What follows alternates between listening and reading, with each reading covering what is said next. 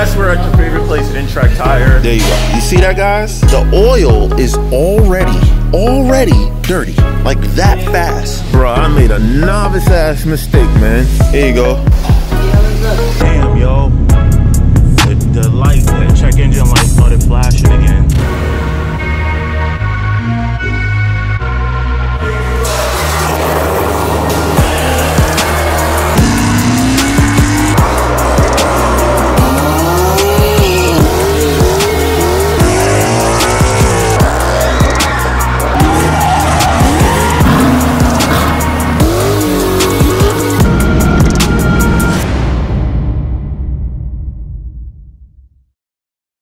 Yo, what up everybody? It's Stephen here from Mod to Fame, and we are back with another video. Yes, we're at your favorite place, Intrac Tire, and it's raining. Biggest question I get, can you drive my turbo car in the rain? I drove here. Turbo's on the bottom, no problem. Let's jump into it, let's go. Okay, so boom. Y'all know we've been driving the car. Y'all know we've been taking it out. But one thing that we haven't talked about is, the crazy part is how much I have to do maintenance on this damn car. When you do big builds, 4-digit horsepower cars, the maintenance schedule is off the hook. And that's what we're doing here today. So let me show you. To do that maintenance, we back here. I got the key, I'm sorry, here's the key. My bad, red key, you know what I'm saying?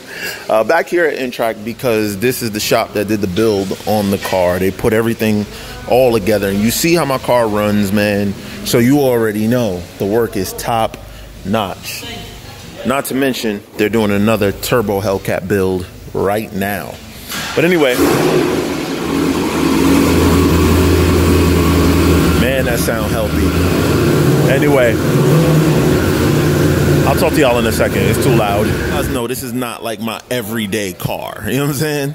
However, I do drive it very often. And so far, I've put about 600 miles on the car since the last time we changed the oil and all that stuff. So what I did was I checked the oil the other day, and I don't know if you guys can see this, but in looking at the oil, come on, focus. There you go. You see that, guys? The oil is already dirty, like that fast. And also, I noticed that I started getting little random misfires.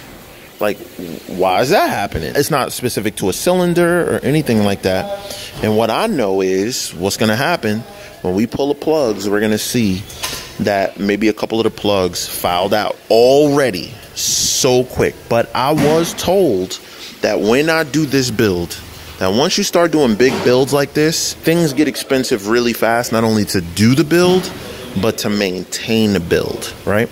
So this car takes 16 plugs. That means that some people, when they have 4-digit horsepower cars, change plugs every time they change the oil. That means that every 500 miles, I'm going to be spending upwards, inclusive of labor, upwards of upwards of about $800, because the labor is very intensive on changing spark plugs on this car. And also, because there's 16 of them, and I use the NGK 2309s, you know, they're not hella expensive, but they're not cheap either. The plugs themselves are about 200 bucks. The oil I use, AMSOIL, which is like more of like a race oil, is what I use. That's not cheap either. So nothing that I do is cheap.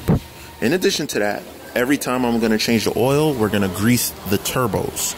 Remember, I have oilless and air-cooled turbos, meaning that there's no oil running to them and there's no coolant running to them. They hang under there independent of anything, just at the bottom of the manifolds, and they solely operate mechanically, nothing assisting them. So with that being the case, you have to grease the turbos. It's Comp Turbo's technology, what they have, in order to be able to run it and set it up that way. So we have to do that as well every time we change the oil. And those grease tubes, each one of them are like $100 or something like that. So therefore, about every 500 miles on this car, I'm going to probably be spending about $1,000. Yeah. And then we gotta talk tires.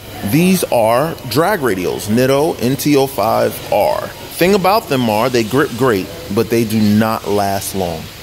And also, once they reach about 50% life, you might as well throw them away because they don't hook any real power. So it's probably about the same 5, maybe 600 miles I'll get out of these tires.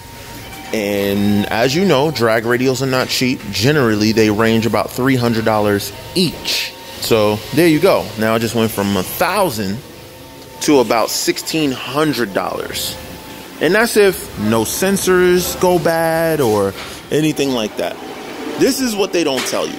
Everybody wants a 1,000 horsepower car, but nobody wants the 1,000 horsepower car problems. The 1,000 horsepower car maintenance. Nobody wants that. Everybody wants the 1,000 horsepower, but they don't want what comes along with it. And with this thing, we're upwards of 1,200. All right, boys and girls, one side of spark plugs done. Now, for the moment of truth, was I right or was I wrong about the plugs? Now, overall, let's see. What I expect to see is the plugs look good. They might have a little bit of orange coating on it because when I was in Florida, I went to a like kind of sketchy looking gas station and I got their 93 and it was all, because it was late, it was all that was open. So I dropped in a little bit of butane just to make sure that the 93 was clean. But exactly as I expected, overall, most of the plugs look like this. But then there's one that was on this side of the engine that looks like this. Hold on. Y'all see that? Y'all see how it kind of look a little burnt up? I don't know if this is enough to cause that misfire or whatever, or the multiple cylinder misfire thing that I'm getting. But this is why you got to change plugs so fast all the time on these big builds, because everything has to be perfect. Everything has to work perfect. Everything has to run perfectly. What we're actually doing also is while we're here, we're also passing the camera down the hole so that we can look at the cylinders and make sure all the cylinders look good. And on this side, all the cylinders look perfect. All right, guys, so the one with Hellcats, also Corvettes too, is always cylinder number 7 that you want to look at. The reason why is because this is the primary fuel supply, right? This rail right here is your primary fuel supply. What this rail then has is a crossover that goes, you can actually see it right here. This is in factory cars, the crossover is in the back. On my setup, it's here in the front. But it crosses over and comes over here. So this is now the last cylinder that's going to get fuel. That cylinder back there is the last one that's going to get fuel. So therefore, it's the one that most likely, if there's going to be any sort of issue or failure point, is going to be cylinder number 7. So we're about to pull the plugs. We're about to also pass the camera down number 7 so we can make sure everything looks good. And there goes one of the plugs from cylinder number 7, and it looks good. Doesn't look bad at all.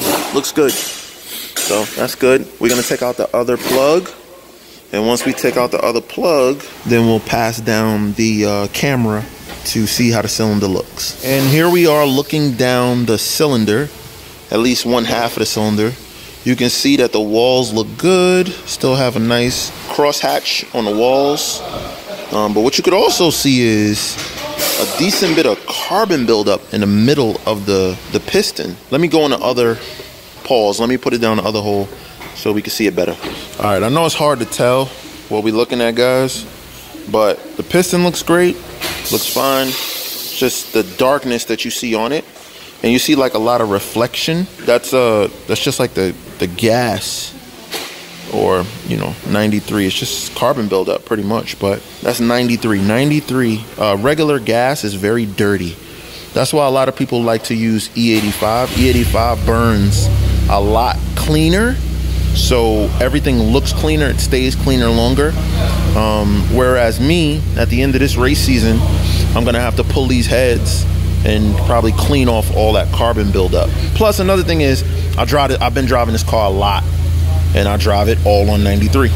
So there you go. But before we go too far with this video, man, I've been slacking. I have not been telling y'all and reminding y'all about all the dope merch we got, including what I got on right now, which is that camo, baby, that camo hoodie. Camo, it's hoodie weather right now. It's perfect. You don't need jackets, just hoodies alone. So grab your camo right now, available on modtofame.com. All right, check it out. Back to the video. Bro, I made a novice ass mistake, man. Tell me why I ordered everything, the plugs, the oil, the turbo grease. And when I ordered the oil, can you believe I forgot to order an oil filter? Come on, Steph. I don't know what made me think about it. We hadn't even made it to oil yet, but I was like, God damn, I forgot to order an oil filter. So here I am at Pep Boys, about to try to get an oil filter. Hopefully they sell oil filters for Hellcats. I'm about to find out. All right, listen guys, don't get too mad at me, okay? But this is the filter that they have. They don't have any more mobile ones, but they do have Motorcraft, which yes, Ford is the, oh my gosh. I'm about to put a Ford part on my Dodge. Oh my Jesus. It's a Mustang. It's a Mustang part. Oh, he making it worse. He just said it's a Mustang part, y'all. Oh, Jesus. No, it's bad, it's bad. Don't tell the people I'm putting Mustang parts on my car now. And here go the Mustang guys in the comments. Okay, good, that means you're gonna go faster, right? But listen, the oil filter does one job. It filters oil. And because I'm gonna be changing oil so much on this car, this filter will be out in a month. All right, guys, I'm taking Andre, the one who does all the work on the car. I'm taking him the oil filter. Let's see his reaction. Andre, here you go. What you say? What you say? What the hell is that? It's an oil filter. I didn't have an oil filter.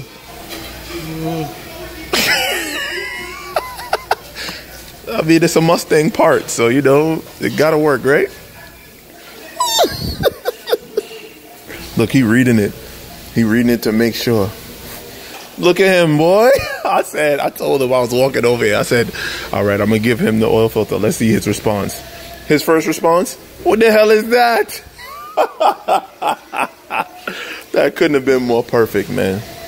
But I figured I'll let you get a once over and take it from there. So what do you think? Is it gonna be okay? Yeah,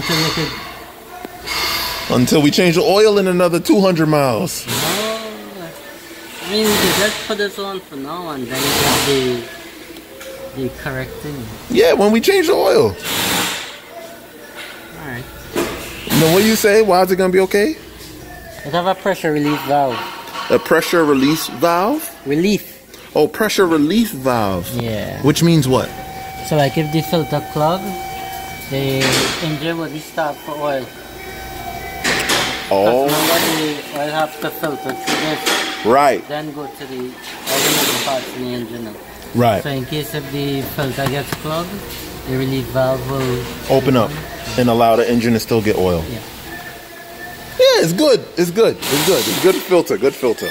Motorcraft make good products. Mopar makes good products, or Motorcraft makes good products. That is the Mopar of Ford. He's struggling. He is struggling right now. Oh, yo, you're gonna make them guys and them on the in the videos. In the videos, they yeah, no, they're gonna kill me. They're gonna crucify me. They're gonna crucify you too for putting it on. No, no, the ones who because I remember a lot of the guys probably have Ford too, you know. Yeah, they have Ford. I mean, I know you're not saying nothing is wrong with it. You're just saying that it's not for my twin turbo Hellcat. Listen. You know we changing the oil just now again, so we'll be all right. So look, hear me. I got the best oil, AMSOIL, fully synthetic, 040, big protection, You know, the best oil they got. In the Mustang filter. Oh, God, bro. I keep it interesting on this channel, bro. Y'all make sure, man, if you like what you see so far, subscribe to Mod to Fame if you're not already. Also, follow Mod to Fame on Instagram. You got to do it, bro. We do some cool stuff here. And just like that, we are all done. Maintenance done. Still got a few more things I want to do to this car. I want to change my gear ratios. I feel like they are too short. So I want to do that. What else I tell you I want to do? I want to do the gear ratios. Oh, we still got to get my inner chiller working. So we're going to change the AC compressor. It just didn't get here yet. I ordered one. We'll change the AC compressor so that we can charge the AC system so I can use my inner chiller finally. We also want to redo my plumbing for my ice tank. We believe that there's like a restriction point somewhere. So we want to address that. And we want to run a ton more boost so we can make a ton more power, as if 11 and change ain't enough, right? Yeah. Anyway, test pulls coming up. It's going to be tomorrow because it's raining right now. But for you guys, it'll be a snap of a... And with the snap of that finger, you guys are here with me about to go out and do some test pulls. Super early in the morning, nobody's around. That's when I like to do my stuff, when nobody's around. It's the safest way. So get up early, leave the family in the bed, and we're about to try it, man. We're about to see if that took care of our little misfire issue we're having, like random misfire issue we're having. It's definitely something electronic, not mechanical. There's nothing mechanically going on. So we'll figure out whatever it is, but hopefully changing the spark plugs and all that took care of it. So for right now, we're gonna switch to GoPro view right now.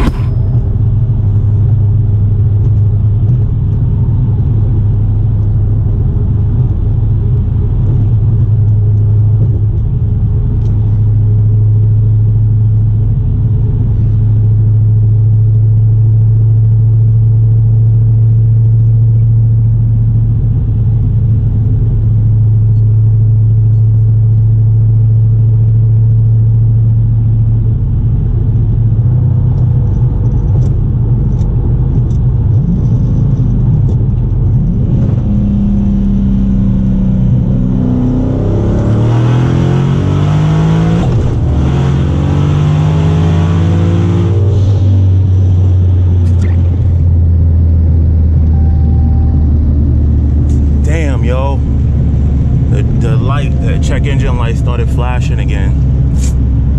Oh man, we didn't fix the problem, y'all.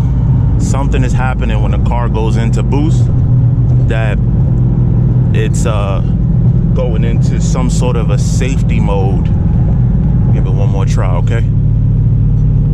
You know what, let's not do it one more time, because what if it's something like really wrong, you know? We are not gonna do it one more time. That being said though, man, this thing pulls hard, bro. Even going into like a limp mode, that just pulled hard, crazy. Wow. One thing that's good though is my lightning bolt isn't coming up, so that seems to be sorted. Last thing we gotta sort is why this is doing that, why it's going into like it's like a protection mode, and like going into like that's the thing about these builds, man, these big builds and using stock computers. You know, it's way outside of the parameters of what the car was intended for. You know what I'm saying? It's crazy, you know, when you do these big ass builds, because yeah, with the stock computers, they're looking for like the stock parameters. You know what I'm saying? That's what they're looking for. They're looking to see the stock parameters, meaning the stock amount of boost, the stock amount of, they're not designed to see an additional, this car stock made 664 wheel horsepower. I guarantee you one of those pulls, that pull just now, I did not the whole time, but once I shifted to third, I went up probably till about 1150 wheel horsepower in that third gear just now. So you're talking about 500 more horsepower than stock, still operating on the stock computers. I give it a lot of credit. I give it a lot of credit for what it is, but it's just, I think I'm about to start bumping up against the capabilities of the stock PCM. So we'll see. I don't know. I think my tuner is excellent. I'm gonna send him those logs that y'all saw me just take and see if he can see something happening that's causing that. There goes my dirty girl from driving her home in the rain from N-Track. You guys just saw me just do that pull. I had done 2 pulls. I did one before it, a 4th gear pull with it. It was about 21 pounds of boost. I was using the settings that when I was in Florida, and to make 20 pounds of boost in Florida, it required more spring pressure. But I left it and it ended up making an additional pound to 1.5 pounds of boost here. Like I told you guys, if I would have ran that same dyno, you saw it did 1076 in Florida, 90-degree heat. It was like 80% humidity. I told you that if I ran that same pass here, it would have been probably about 1160, somewhere around there. Huge difference in power between here and there. And the biggest and most obvious difference is I did a draggy pull in 4th gear in Florida. My 100 to 150 in Florida on the same spring settings. Spring turbos, the wastegates operate off of springs. They open and close to make the amount of boost that you're trying to make, right? When I say spring pressure, basically you can change your boost by changing the spring pressures, which is how I do that while I'm driving. I have it on a button that I press within the car that I can change my boost settings. I can make more and more and more, or less and less and less by pressing. I have 2 buttons, one up, one down. But anyway, in Florida, it did 60 to 130 in 4.6 seconds, 4.69. Today, boys, this thing did 100 to 150 using the same exact settings. I didn't change. All we did was change locations. Today it was 50 degrees when I did this pull, and the humidity is somewhere around 50%, and the DA is negative 400. It did 100 to 150 in 4.1 seconds. I know a lot of you have no idea what the hell that means, so I'll try to simplify it as much as possible for you. Cars that we know are fast. A McLaren 720, extremely fast car. Those cars do 60 to 130 at about 5.5, between 5.4 and 5.6. They usually do completely stock tires and all that kind of stuff.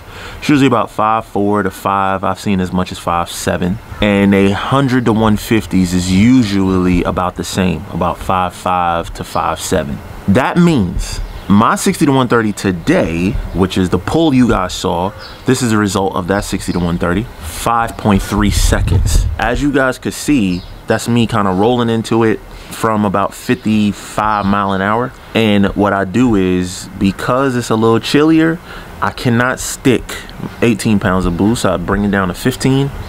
And then, so I do 2nd gear in 15 pounds. Then in 3rd gear, I go to 18 pounds. To explain the power differences, that's about 950 in 2nd gear.